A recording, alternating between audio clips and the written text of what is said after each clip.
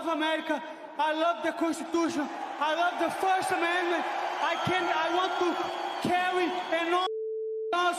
I love property. And let me tell you something. If you care about your country, read Ludwig von Mises and the 6 lessons of the Austrian Economic School, motherfuckers. From the streets of Melrose Park to the trading floor of the Merc, he's fought for every dollar he's ever earned. And now, with personal liberty and our system of capitalism under assault in America, he's here to seize back our rights from the government. With a cigar in one hand and a copy of the Declaration of Independence in the other, he's Sean Thompson. And this is the Sean Thompson Show. Some folks are born made to wave the flag. Ooh, they're red, white, it's really not that complicated of an argument as I see it. It's civilized versus uncivilized, quite obvious. The more you look back at the history of things, the more you realize exactly what kind of abuse, extortion, fascism we're really facing, but few are talking about it. Islam will enter every house. No house will be left untouched. This is the promise of Allah. No, it won't.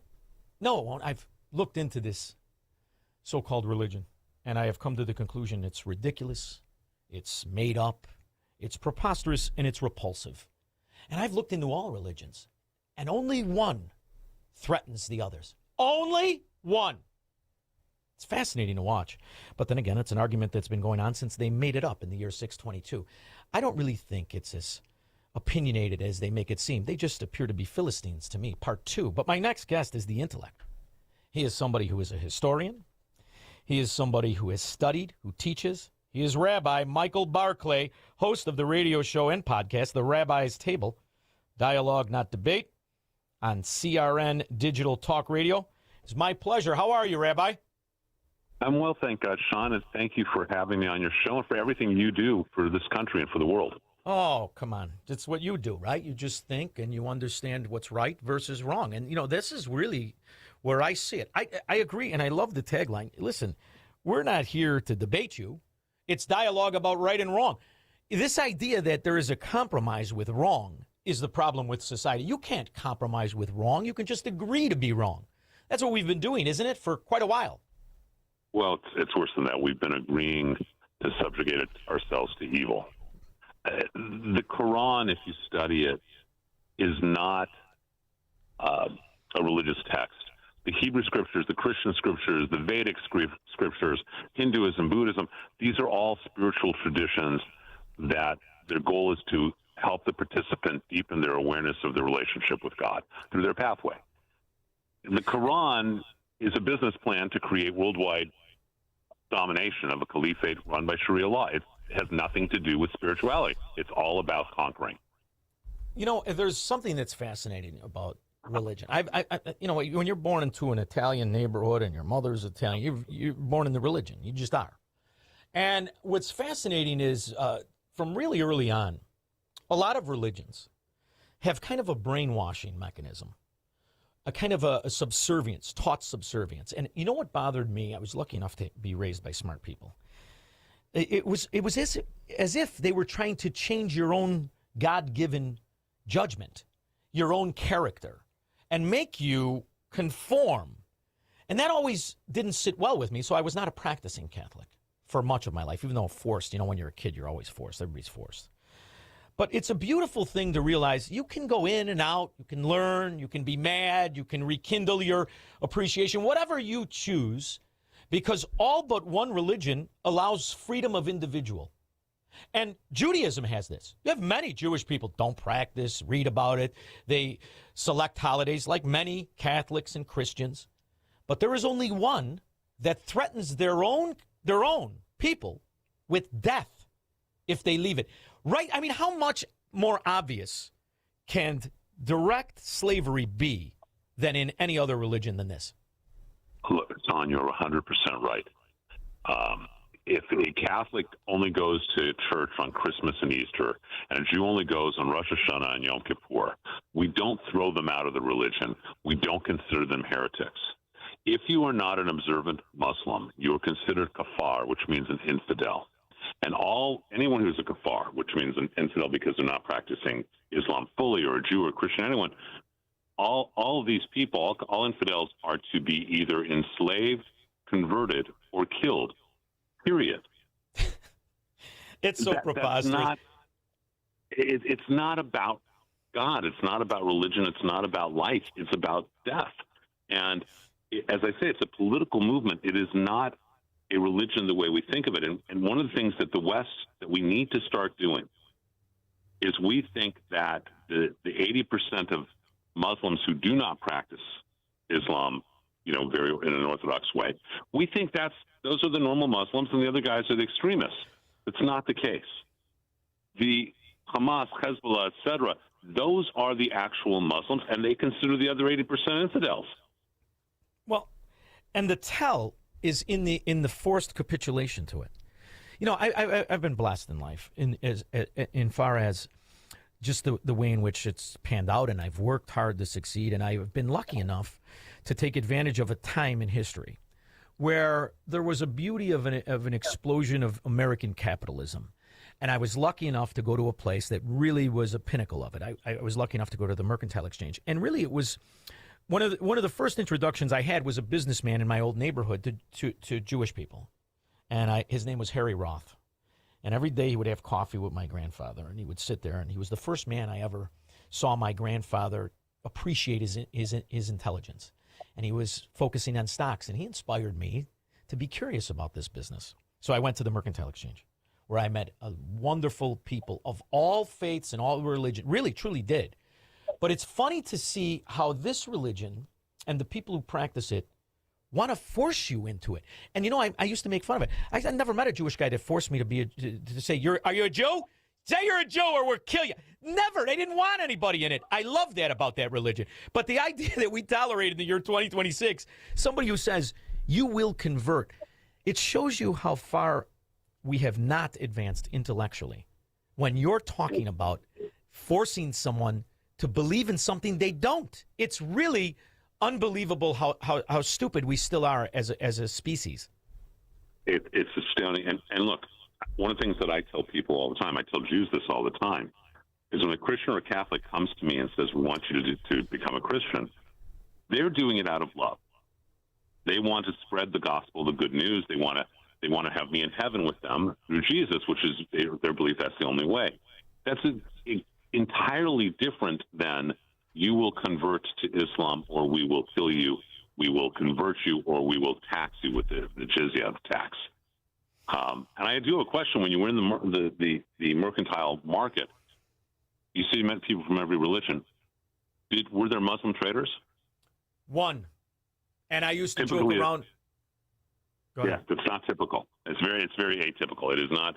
It's not because part of the Islamic belief is to have the jizya, the tax, and that the infidel is to serve you, not you were.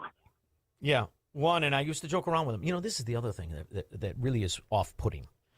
One of the most beautiful things about humanity is the ability to make fun of yourself and your own group. I love this about people, right? And Italians do it, and non-Italian, Irish do it, and Catholics do it, Christians do it, Jews do it. This religion doesn't do that. Yes, we do. Oh, of course, come on. Don Rickles, it's the best. And, when you look at the idea that they outlaw humor, they outlaw any success of living outside of this slavery, so much so they dictate what you wear, how you eat. I understand religions have traditions, but this is really a prison more than it is a religion. But you look at the way in which it's always conflict. I really do feel it's the Philistines part two. Am I way off base on this? I wouldn't insult the Philistines that way. All right. Fair enough. I really wouldn't. They're an ancient culture that became extinct 3,500 years ago. But, you make the comment about laughter. Charles Denton has a great quote. He said that for those who rule by fear, laughter is the most frightening sound in the world. And that's exactly what it is. It's exactly what and you see in 2026, just today in UCLA, you know this, Jewish kids were beat up. Bad. You're seeing active violence. Things you never thought. I never thought I'd see. I was blessed to be born in the late 60s, and it was in a totally different civilized society back then. It's really devolving into non-civilization. And when you look at the money that comes in from, I call them Islamo-Nazis, Rabbi. I think it sums it up. But from the Islamo-Nazi sector, and you see 3 times, 4 times, 5 times what AIPAC and what Israel gives. And yet when you watch the news, it's Israel this and Israel that. So they're being propagandized. And when I say they, I mean the American people. They're being propagandized by who is called their media, but it's really what the East Germans called the Department of Agitation and Propaganda now. But it's working, isn't it? It's working extremely well. And, I don't use the term Islamo-Nazis, and let me explain to you why. The Nazis, at the end of the day, as evil as they were, as many horrific things as they did, most of them felt guilt about it. Most of them had been raised in a Christian or Catholic background. As you say, it sticks with you to a certain level. They were not proud of what they did, most of them, and none of them were willing to, they wanted to kill the Jew, but they weren't willing to die in order to be able to do that. Islam, you get bonus points if you die killing the Jew. So they're actually much worse than the Nazis in that way. I wrote an article for PJ Media last week, or Memorial Day. I had watched the old movie The Great Escape with my children, and the difference between that portrayal, which was very accurate in some ways, of what a German prison of war camp as opposed to what the hostages from Hamas had to deal with. Islam is much more evil. It really is, than even the Nazis. Well, it's proud of its evil. It's proud of the women they rape. It's proud of the mayhem and the torture. This is why you can't go, as far as I'm concerned, not within a country mile would I allow anybody in my family to even entertain this preposterous, the religion of hate. It's a cult more than a religion. And when you see it like this, why are so many people afraid to identify it for what it is? We in this country have lived hand in glove with all religions, but a lot of Jewish people, and everybody faces some sort of slight of opinion of others, and there have been tough times. But in the year 2020, things changed drastically. In the year 2020 to now, the uptick in violence specifically towards American Jews is parabolic, and yet few discuss it. This is clearly a result of an agenda of nefarious actors, whether they pretend to be political or not, supporting this cult in America. I can see it no other way. What has your research shown in the last 6 years is responsible for this massive uptick? Look, I think that we need to recognize, and some of the, Amy Meck is really amazing. Her work and Robert Spencer's work are both amazing places if people want resources or to research. The reality is that our first war as in the United States of America was with Muslims. It was the Barbary pirates. Yes. Who were insisted on saying that we're commanded by Allah to do this. And our war now is the same. The term Islamophobe, there's many arguments that it was actually created by the Muslim Brotherhood in the early 20th century. It's a great tool to say, oh, you don't like what we're doing. Oh, then you're scared. You're an Islamophobe. You hate your... That's not the case. I'm not scared of Islam. I'm very clear about what it is. And we all need to be clear about that because there are attacks from the enemy within. We have these Sharia communities all over the country that are popping up, like they have in England, with jihadi gangs, they have no-go zones where the police can't come, where they live by Sharia law. That's not coincidence. And here in California, right now before the legislature, it's gone through 2 committees, been unanimously passed by both, that for the first time in history, California is about to sign off and create 2 religious holidays that will be official state holidays. And they're both Islamic holidays, one of which involves animal sacrifice. 50 million animals are killed every year on that one day. Oh, and that's about to become a California state holiday, which means children in elementary school will have to learn about it, just like Memorial Day or Labor Day. Good Friday isn't a state holiday. Rosh Hashanah is not a state holiday. Ash Wednesday is not. But suddenly these 2 Islamic holidays are about to become that. And it's the alliance between the Islam and the far left and it's very scary, and we got to wake up, and we got to take care of it. And you know what's funny is, I spent a lot of time, Rabbi, a lot of time looking back through history and seeing exactly what the character flaw is in people that subscribe to a variety of different totalitarian beliefs, communism, Marxism, socialism. When you see Americans be so self-loathing to adopt out of all the religions that have thrived in this country, and there are many that have thrived, why you see them bend knee to the most responsible for atrocities throughout its creation. This is the other thing. You know what else I don't like about it? I don't like how they pretend it's as old as Judaism, which, correct me if I'm wrong, is it 5,000 years or 6? Which one is it? So we consider Judaism with Abraham, so really about 3,700 years. 3,700 years. And then our guy, Jesus, you're looking at 2,000 years. 2,000 years ago. 622 A.D., the landscaper marries a 55-year-old before he marries a 6-year-old. And he can't read, can't write, and this comes up with it.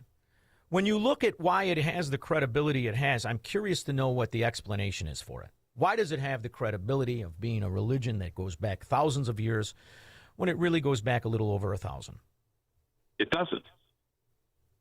But the big lie repeated often enough becomes viewed as truth. You know, the old statement that a lie travels the world before the truth gets out of bed. Islam is what it is. They want to sit there and say that the mosque in Jerusalem is supposed to be there. It's built on top of the ruins of a temple, which is built on top of the ruins of another temple.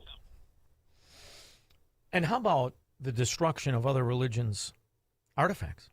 And how little it's mentioned. I mean, you're talking about Buddhists and for the last 35, 40 years, the goal is to just destroy any artifact anywhere. And I'm just amazed that people with an IQ over 60 would tolerate. I really am. I don't care if you practice no religion. The idea that you would make special compensation, national holidays, state holidays, different kinds of money, and ignoring crime, and it's just preposterous that in America this exists. It is a psychological defect, isn't it? It really is. It's again. You know, the analogy that I make is there's an old story that a rabbi walks into a village and he sees all of these bullseyes and arrows, and targets. And he says, "Who's your archer?" And they say, "David, the 9-year-old." He goes to David. He says, "David, did you do this?" He goes, "Yes." He says, "How'd you get to be so good at archery?" He says, "Rabbi, it's easy. I shoot the arrow, then I draw the target around it." So these people who are very smart but who have an inherent self-loathing, a hatred for the America that they grew up in, hate everything that is pro-American and love everything that is anti-American. And so they decide to draw the target around and say, well, you know what, Islam's good because it's not the oppressor. It's not the one that is we view as an oppressor. So they must be good. They must be nice people. It must be a good tradition because look all the bad that the Crusades did or the Christians did. It's ludicrous, but it's people who are drawing a target around what they want their belief to be, and they'll use anything in the world to justify it.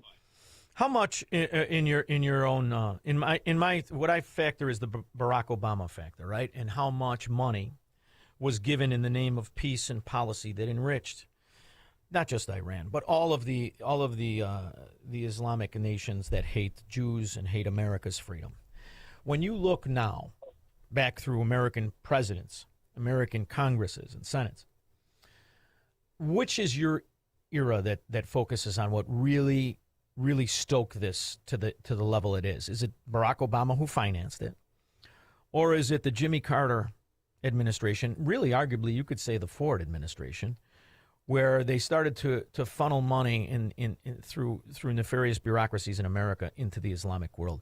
Or does it go all the way back to Rockefeller and to Getty, who took advantage of the Sherman Antitrust Act and then built up these nations that would have never, ever created the kind of wealth they have? How far back does it go, or is it all the way? So I view this as it goes back 1,400 years because they have always wanted to have this kind of conflict. I believe we started surrendering a long time ago, certainly by Carter, and it became paramount and a part of our culture with President Obama, who was very clear. He wanted to he said it. He wanted to change America. Yeah, yeah. He wasn't lying about it. You know, Golda Meir once said, if someone says they want to kill you, believe them. Yes. I loved watching. I loved being a kid and watching the tapes of her, and, you know, not a handsome woman. However, wicked smart. Or a striking resemblance to Ernest Borgnine, but I loved her brain. Absolutely loved it. So it's a beautiful thing to watch this through history and to see now the way it's changed. 50 years we put up with presidents talking about it. First time anyone ever did anything is a developer from New York who liked to yell at people, and nobody took seriously. I'm loving the Trump era. Are you? I really am. I wish he would listen more to Marco Rubio than to J.D. Vance and Steve Witkoff. Yeah. Rubio is incredibly clear and has been talking about this since 2011.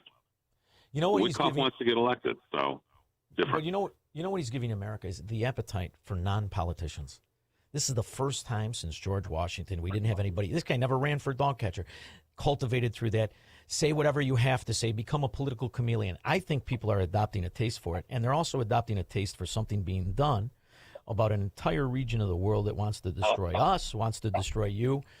And we're up against the clock, Rabbi, but from what I understand, I owe you a big thank you. And you took advantage of both of us loving cigars. So I'm going to make you a deal. If you're ever in Florida, I don't care what side, will you let me know? Because I'm going to drive over. I'm going to buy you dinner, and we smoke cigars. We'll have an all-around fantastic evening, and maybe we get in a fight with a couple of bikers at the end. What do you say? I think that sounds fabulous because I'm also not the 5'2" rabbi. I'm 6'3", 225. So I'm nice. totally down with No, that. I'm not that. I'm short, but I got a low center of gravity. I look Mike Tyson eye to eye. I might have been a little nervous, but I still could look him eye to eye. So I appreciate you more than you know, and thank you for everything you do. I want to go to Everything Rabbi Michael Barclay, and I believe that's the name of your site. Am I right? The best way is actually the rabbi'stable.com. That accesses everything, including all of the new shows. We just started. We've had guests of Alan Dershowitz, Dinesh D'Souza, had James Lindsay, Robert Spencer, Tommy Robinson. And the idea is to have dialogue, not debate. And the idea is to learn and hopefully be entertained and have fun and make the world a better place and make it like the state of Florida. I love it. And Alan Dershowitz, rocking the leather leisure suit with the afro in the 70s, scarred me. Next time you talk to him, will you let him know? I will. If you're not the only one he's scarred. I think he scarred himself, too. But he's a genius.